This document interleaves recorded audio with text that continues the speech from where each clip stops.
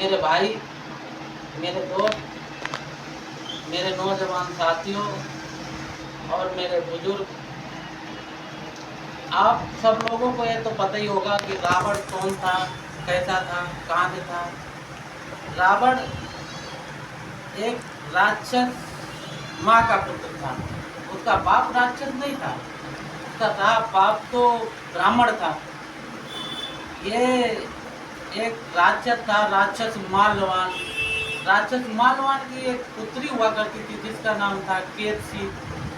और उस केतसी ने जब उस विश्वेश्वरवा नाम के ब्राह्मण को देखा तपस्या करते हुए, तो उस विश्वेश्वरवा तपस्वी को देख के वो मोहित हो गई। जब मोहित हो गई तो जो विश्वेश्वरवा तपस्वी महात्मा जो थे वो तो अपनी तपस्या में लीन थे। इधर उसकी तपस्या भंग करने का ये जो राक्षसी थी केतसी नाम की, इसको साहस नहीं था। तो इसने अपने मूल रूप में आके और अपनी वहाँ पे झाड़ू लगाना, मतलब वहाँ पे सिंचाई मुड़ाई फुलवारी की जो भी है करना शुरू कर दिया।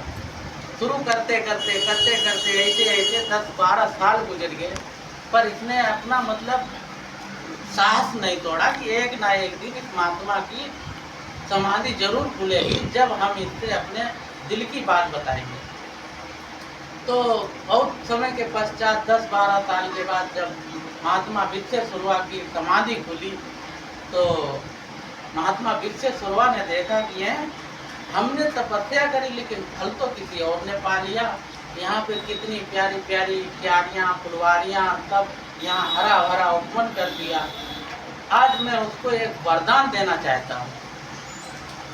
तो विश्वेश्वरवा जो महात्मा थे उन्होंने कहा कि हे पुत्र हो या पुत्री जो भी हो, आज आए और मेरे से अपना मुंह मांगा वर पाले। तो जब ये केतसी नाम की राक्षसी ने सुना कि तो महात्मा विश्वेश्वरवा की समाधि टूट गई है, जाके हमें वरदान मांग लेना चाहिए।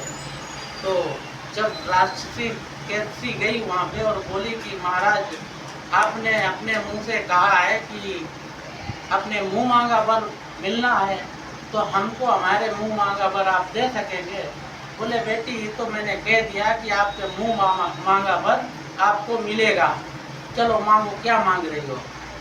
तो राक्षसी केतसी ने कहा कि हमें महाराज आपसे शादी करना है। महात्मा थोड़े चिंतित हुए, फिर बाद में बोला कि बेटी ये तो वरदान तो हमने दिए ही है, चलो हम तुमको ये भी वरदान देते, हमने तुमसे शादी की, लेकिन हमारी तपस्या में हमारे उपवन में यहाँ पे तुम्हें सेवा करते करते कितने दिन हो गए।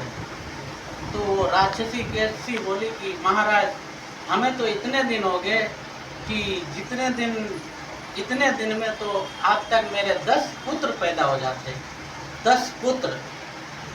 तो महात्मा विश्वेश्वरवा ने कहा कि जा बेटी, अब तुम्हारे 10 पुत्रों की जगह पर एक पुत्र पैदा होगा, जो 10 पुत्रों के बराबर एक पुत्र काम करेगा और जिसका नाम दशानन होगा। जब धीरे धीरे करके जब उसके साल या 2 साल बाद जब वो पुत्र पैदा हुआ, पैदा होते ही उसका नाम दशानन रखा गया। दशानन रखा गया। सारे पेड़ पौधे दुनिया के जो भी थे सब थर्रा गए कि अब तो ये बहुत बड़ा राक्षस पैदा हुआ। महात्मा विश्वेश्वरवा का पुत्र है तो ब्राह्मण, लेकिन राक्षस कुल में हुआ है, तो ये राक्षस ही कहलाएगा।